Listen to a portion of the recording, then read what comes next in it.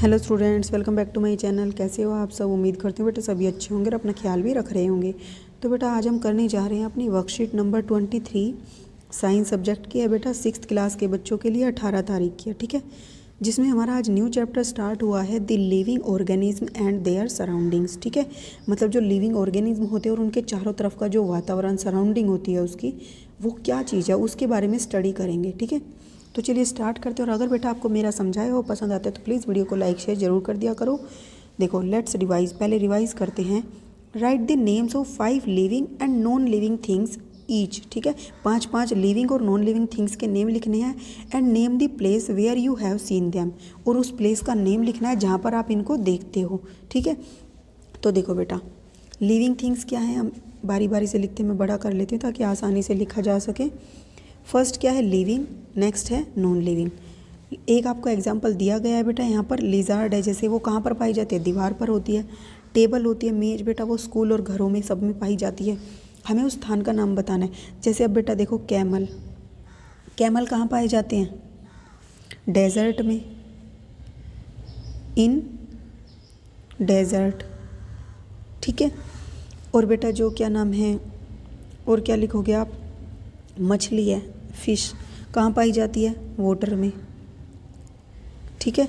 Bird होते हैं, पक्षी होते हैं, वो कहाँ पाए जाते हैं बेटा, स्काई में, आसमान में, ठीक है। इन स्काई, ये इन वाटर।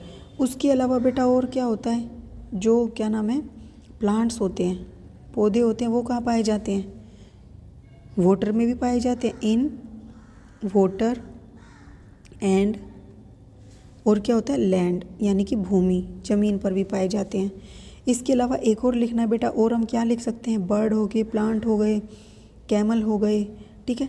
जो क्या नाम है, एक चीज़ ये आप लिख सकते हो रैट, यानी कि चूहे, या फिर लिख सकते हो स्नेक।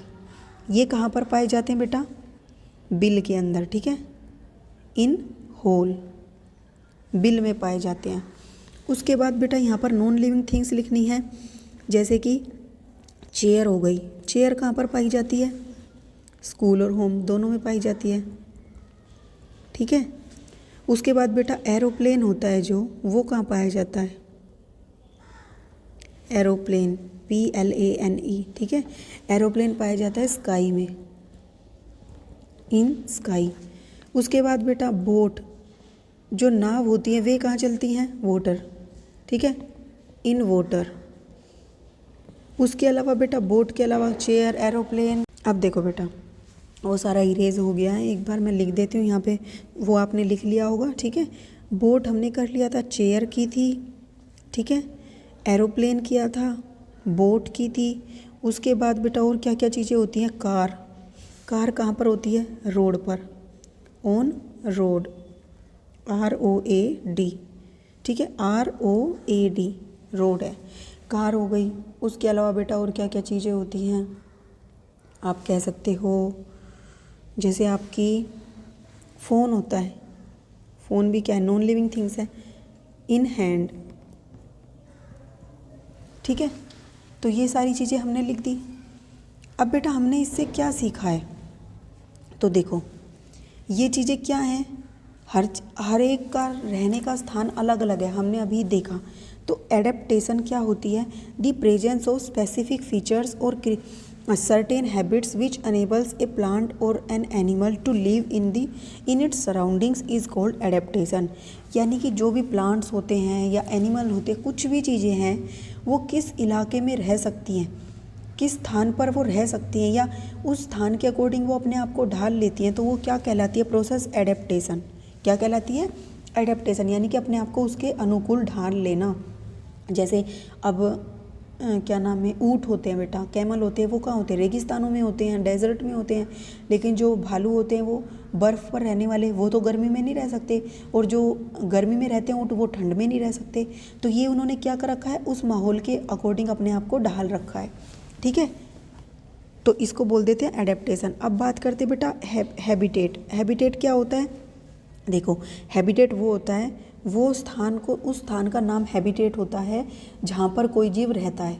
जैसे कि अब ऊँट रेगिस्तान में रह रहा है तो उस स्थान को क्या बोलेंगे, उसका हैबिटेट बोलेंगे, ऊँट का हैबिटेट है वो। जो भालू था, जो ठंड वाले बर्फ़ वाले स्थान पर रह रहा था, वो उसका हैबिटेट है, ठीक है, वो ही वहाँ पर रह सकता है। ओके, तो देखो हैबिटेट क्या हो गई, the surroundings where organism live is called habitat, मतलब वो सराउंडिंग जहाँ पर क्या होते हैं, जीव रहते हैं, वो हैबिटेट कहलाता है। जैसे कि एरियल हैबिटेट, ठीक है, और दूसरा क्या होता है, टेरेसियल हैबिटेट, तीसरा होता है एक्वेटिक हैबिटेट्स।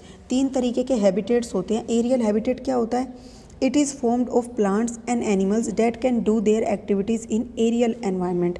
यानी कि बेटा ये क्या है, जो एरियल हैबिटेट होता है वो किस तरीके का हैबिटेट होता है, वो हैबिटेट जहाँ पर क्या होते हैं, प्लांट्स या एनिमल्स रहते हैं और वहाँ पर वो एरियल एनवायरनमेंट के, मतलब हवा के, वायु के अंदर, आसमान के अंदर जो रहते हैं वो उनका एरियल हैबिटेट होता है। ठीक है, write the name of 2 aerial organism, जैसे कि बेटा क्या हो गया, क्रो, ठीक है, कोआ हो गया। उसके अलावा बेटा क्या होती है, आपके बर्ड्स जितनी भी हो गई, ठीक है, मान लो पीजन, पीजन जो है कबूतर, वो भी क्या है, एरियल हैबिटेट में रहता है, मतलब कि हवा में क्या नाम है बेटा, आसमान में रहता है। ठीक है, फिर टेरेसियल हैबिटेट, टेरेसियल हैबिटेट क्या है, it is formed of the plant and animal that live on land. यानी कि जो ये टेरेसियल हैबिटेट है ये किसके द्वारा बनाई जाती है, उस स्थान को टेरेसियल हैबिटेट्स बोला जाता है जहाँ पर वो प्लांट और एनिमल रहते हैं ज़मीन पर। ठीक है, वो ज़मीन जहाँ पर प्लांट और एनिमल रहते हैं उस ज़मीन को क्या बोल देते हैं, टेरेसियल हैबिटेट। ठीक है, write the names of 2 terrestrial organism. तो 2 टेरेसियल ऑर्गेनिज्म के नेम बेटा, जैसे ये आपको दिखाई गई है यहाँ पर, लोमड़ी, फोक्स हो गया, एलिफेंट हो गया, ये सारे ज़मीन पर तो बहुत सारे रहते हैं, आप कोई भी लिख सकते हो। एलिफेंट हो गया, कैमल, ऊँट हो गया, इस तरीके से ये सारे ज़मीन पर रहने वाले, डॉग हो गया, काफ़ी सारे हैबिटेट हैं, मतलब काफ़ी सारे ऑर्गेनिज्म हैं जो टेरेसियल हैबिटेट पर रहते हैं। आपसे क्वेश्चन पूछे जाते हैं एरियल हैबिटेट के बता दो, टेरेसियल हैबिटेट के बता दो। फिर एक्वेटिक हैबिटेट्स क्या होते हैं, it is formed of the plants and animal that live in water. ये एक्वेटिक हैबिटेट किसके द्वारा बनाया जाता है, उन जीव जंतुओं के द्वारा जो कि पानी में रहते हैं। ठीक है, जैसे कि प्लांट्स हो गए, कुछ पानी में होते हैं बेटा, और एनिमल हो गए, ठीक है, जैसे कि मछली दिखाई गई है, ये सब, ये वाला जो हैबिटेट है इसके चारों तरफ का वातावरण वो एक्वेटिक हैबिटेट कहलाएगा। अब यहाँ बोला गया right the name of 2 aquatic organism. तो 2 एक्वेटिक ऑर्गेनिज्म के आपको नेम बताने हैं। तो देखो फर्स्ट नेम क्या है बेटा, फिश ही हो गई। उसके बाद क्रोकोडाइल, ठीक है, क्रोकोडाइल भी कहाँ होता है, जल में रहता है। ठीक है, ऐसे बहुत सारे होते हैं, क्या नाम है, कछुआ हो गया, ओके, या फिर क्या नाम है, केकड़ा हो गया, ऑक्टोपस हो गया। ठीक है, ये सारे कहाँ पर रहते हैं, जल में रहने वाले हैं, तो ये इनका एक्वेटिक हैबिटेट हो गया। अब बेटा देखो नेक्स्ट करते हैं हम। नेक्स्ट हमें यहाँ पर दे रखे हैं 2 चीज़ें, बायोटिक कंपोनेंट्स और एबायोटिक कंपोनेंट्स। ये इंपॉर्टेंट है बेटा।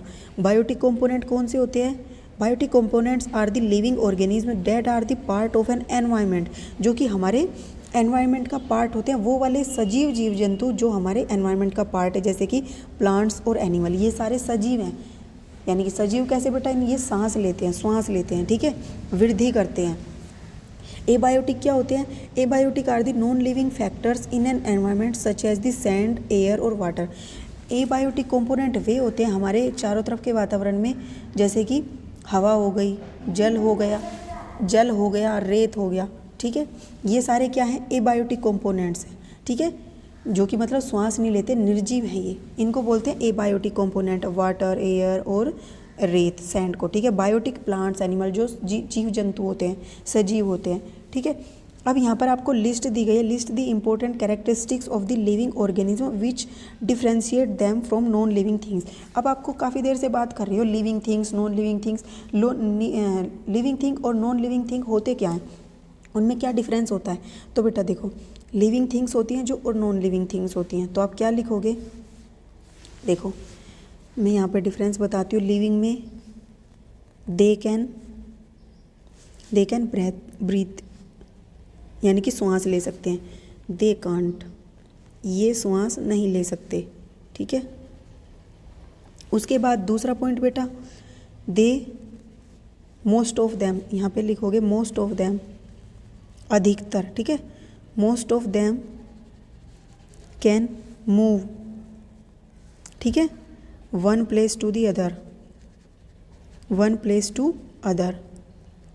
तीसरा बेटा क्या है, ये क्या करते हैं, दे कैन ग्रो, ये वृद्धि भी करते हैं, दे कैन ग्रो। आप इनमें एग्जाम्पल लिख सकते हो। फोर्थ एनिमल्स हो गए एंड प्लांट्स, ठीक है, ये इसके अंदर आ जाएंगे। उसके बाद इस वाले में बेटा क्या है, they can not move, they can not move, ठीक है। तीसरा पॉइंट बेटा दे कैन नॉट ग्रो, ये मतलब वृद्धि भी नहीं करते। आपने मेज को बड़े होते देखा है, they can not grow. Okay, example बेटा यहाँ पर जैसे कि टेबल, एयर एक्सेट्रा, ठीक है। तो ये आप इसमें डिफरेंस लिख दोगे बेटा, लिविंग कौन से होते हैं, नॉन लिविंग कौन से होते हैं। जो वृद्धि करते हैं, सांस लेते हैं, जो एक स्थान से दूसरे स्थान पर जा सकते हैं, ये सभी लिविंग में आ गए। जो ये सब नहीं कर सकते वो नॉन लिविंग में आ गए, ठीक है। तो ये थी बेटा आपकी आज की वर्कशीट। उम्मीद करती हूँ आपको अच्छे से समझ आई होगी। फिर भी कोई डाउट हो तो कमेंट बॉक्स में पूछ लेना। इस वीडियो में इतना ही। अपना नेक्स्ट टॉपिक जो होगा हम अपनी नेक्स्ट वीडियो में करेंगे। तब तक के लिए ऐसे हंसते रहिए, मुस्कुराते रहिए, पढ़ते रहिए और आगे बढ़ते रहिए। Thank you.